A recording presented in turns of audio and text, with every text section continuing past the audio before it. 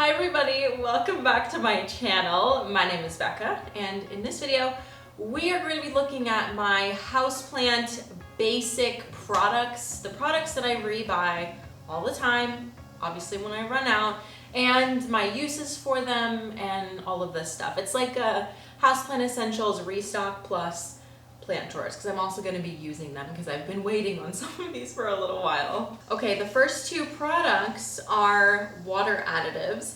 We're going to start with this one. This is S&S 209. It is a systemic pesticide that I've been using for many years. I really love it. I did stop using it for a portion of time. That was my attempt at using a different systemic, because you're supposed to alternate your systemic so that the pests don't get used to it. And then I just didn't pick a different one. So anyway, we're back to S&S 209. The active ingredient in this one is rosemary oil, so it smells really good, and also it's a certified organic product. I try to use organic if I can. The second water additive is a new fertilizer that I'm using. I've had some recent changes in my life as far as products that I use and companies that I'm associated with, so I'm trying out this one by Fox Farm. I asked my friends which ones they use. I got a few responses of this one. It's a just general, this is Big Bloom concentrate, which makes me think that I grabbed one that's meant for flowering plants, but I think it'll be fine. I'm pretty much a free agent when it comes to all of that stuff, so we're gonna try it out and see what we think. I've got a few more months of fertilizing ahead of me because it doesn't get cold here super early, so those are the first two products, and we're gonna fill up my watering can and then put the appropriate amount of both of these products in my watering can, and then we are going to water in my bathroom. Okay, so I know that for the S&S 209, for my 2-gallon water tank, it is 1 cap full. It really does smell so pleasant. I love it. 4 tablespoons per gallon of water every other watering, which means that's a lot of liquid. I'm not doing that math. Half a cup. Okay, for 2 gallons of water, half a cup of this for the lightest feed. Oh, geez. It looks like sludge. Oh, is it thick?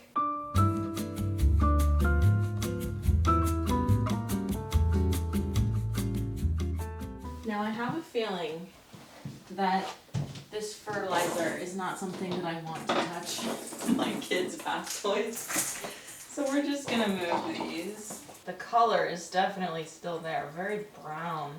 Okay, also in this room, I have some anthurium that would probably love some fertilizer. Anthurium and this spruceanum, which looks like it's trying to put out a new leaf, which is very great. Now, based on what I've been told about anthurium and in my personal experience, they are kind of heavy feeders, so it would be great if I could fertilize these more often. I'm not that great at remembering though. I'm throwing a little bit of water in each of these pots to start the hydration process, and then I'll finish it with my tea. Just so that I don't have to use too much of that, expensive water to hydrate the plant fully.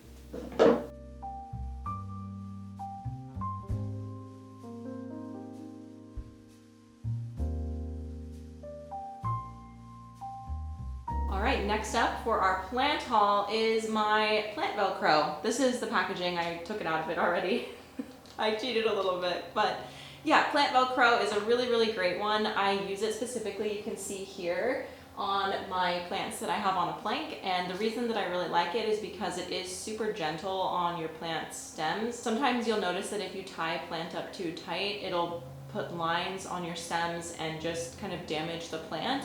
These are really nice because they're very gentle. They are also reusable, so when you cut off a piece, you can use that piece pretty much forever. So I oftentimes use it in the garden as well for staking up plants to the trellis and things like that. So a lot of the times where I'm not able to reuse it, or I guess I choose not to reuse it, is the garden usages, but in the houseplant world, I'm reusing it all the time. This is our patient we're working on today. This is a philodendron crossynervium, and this plant was gifted to me by one of my friends in Missouri. His name is Jeff. He owns Vintage Hill. He's a really wonderful person. He gifted me this when it was a very small, I believe, single or double leaf plant. I need to look back at the video to see how small it really was, but it was tiny. And now it's like taking off. And it's one of the weirdest plants. You can see it's like all the way up there. But it's one of those strangest plants in my collection because it just has such a strange growth pattern. Like I can't tell if it's a climber or if it's a trailer. Sometimes and oftentimes those two things are the same, but it's just going crazy. And it has put out like a couple of branches, which is cool. So I guess 2 branches or 1 branch it's put out. I don't know. Anyway, it's growing like crazy. So we have this whole piece right here, which has really long aerial roots that I would love to attach to this wood here. Up top there, it did attach. I don't know if it's still attached because it's a little it's like facing down because I didn't have it staked up very well for a long time. And actually this plank is kind of too small for it at this point, but I don't know what to do about that because I don't really want longer planks than this because it just gets really difficult to move them around. It sits in a really tall pot liner. It's probably this tall. So I basically will top water it and then the water will just drain into that, and I'm assuming that the plant just takes it up again. And it's not picky, really great plant. If you can ever get your hands on this, it's just like a cool weirdo, if you will. So it's a great candidate for this because this is strong and also gentle. I need to put this here. So in terms of reusability, we're gonna see that right now. So I'm gonna take this piece, really long piece that I had on there before, and then very carefully, I've been nervous to do this, which I really shouldn't be because the plant's pretty hardy, but I'm just going to move this over here and put the roots on the wood so I can be like, hey, you see that? Can you see? This is wood here you can attach to. And also to note, there is some pressure here. It's not super gonna make a sound like a guitar string pressure, but it's definitely pressure, and this tape holds on really, really tight, which is great. And it's completely flat. I'm actually gonna bring the camera up a little closer so you can see. This right here has been here holding pressure, pushing the plant towards this plank for more than a year, and there's absolutely no damage. So that is why I really like this stuff. It's just, it feels really good for my plants, and you can see this is the new one that I put up, and it has all these little aerial roots that I hope will attach. They feel soft and pliable, so I think that they will. For our next houseplant essential, I have fungus gnat traps, and if you have joined me on the self-watering pot train, you might have experienced an influx of fungus gnats, and that is just because the soil is staying wet for longer. It's a relatively benign thing that we deal with as far as pests go. It's definitely annoying, but they're not really causing any real harm to your plants. So fungus gnats, I guess they're attracted to yellow. There are thrips traps, which are blue. Haven't tried those ones yet, but I've heard that thrips like the blue. Anyway, you are going to find that these get filled up so fast. So the one that I have, it was like a 40 pack. Yeah, it's a 40 pack, and there's different shapes. A lot of the time they'll be sold as the butterfly shape, which I find super annoying because there's a lot of curves. So when it comes to peeling off the paper, it takes forever, and there's a bunch of, you have to do a lot of ripping, which is just not fun. So this tulip shape seems to be just, oh, that's nice. Look at that. 2 rips, all one piece. Tulip shape is the way to go. So I'm putting these in all of my hanging plants here because I know that this is where the fungus gnats are coming from, and it really is, again, just because these plants are staying moist for a bit longer. I do have a few that could probably use a top up on their reservoir, but I'm choosing not to do that because I just want the plant to be able to dry out at least a little bit. So probably in 4 or 5 days, I will take this down again and I'll fill up some reservoirs and make sure that they have water to drink. But for now, I am just gonna do this and then pull it back up. I also need to figure something out because this it comes down really far, which is nice, but all of my plants underneath are getting kind of tall. And I just broke the plant that I was literally just showing you. I broke the tip off and I'm so upset from the new leaf. It'll keep growing, I think. It'll just branch, or it'll just, I don't know. Regardless, I'm sad, so I need to put another knot in the pulley, because this is a pulley system, so I can raise and lower it with a rope. I need to put a knot in it in a different spot so that it doesn't go so low. And I think that that's gonna help that problem, because I don't need it to be like right here. Like it could be like right here and I would be fine. I would be able to reach everything.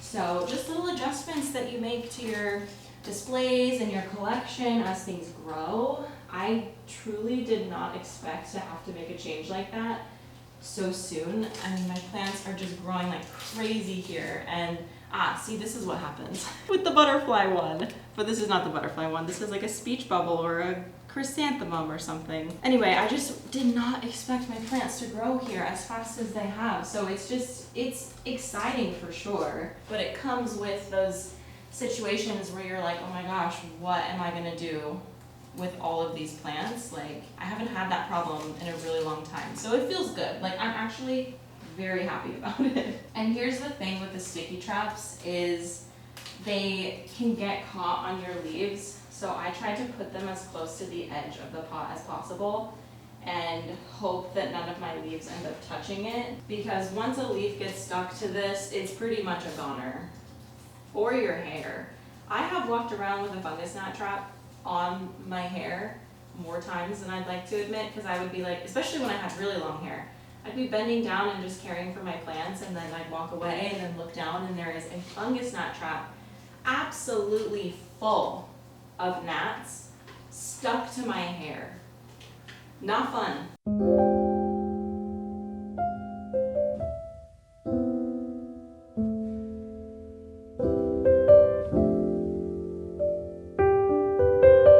Okay, to end our time together, I wanted to show you just two things that I got that were kind of fun. I always like to try out fun new things. So in a plant chores video recently, I showed using hydro spikes, and I posted it on Instagram since then, and a bunch of people were like, oh my gosh, I love hydro spikes.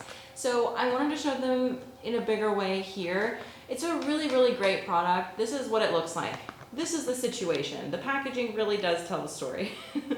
You put the spike into your soil, and then you have the tube lead into a reservoir of water, and it just makes sure that your plant is staying watered for longer periods of time. So if you're traveling, or if you have a fern, or just a plant that generally likes a little bit more moisture, it's a really great option. I have it currently in my maidenhair fern. And the second thing that I picked up just for fun is this pot. This is a self-watering pot. Now, I'm a little unsure of how well this is actually going to work for a plant, so I am going to use it as an experiment, but I really, really like the way that it looks because I love a terracotta pot, and it is a self-watering pot. So basically you just put water inside of here, and then the plant will soak up the water through the terracotta.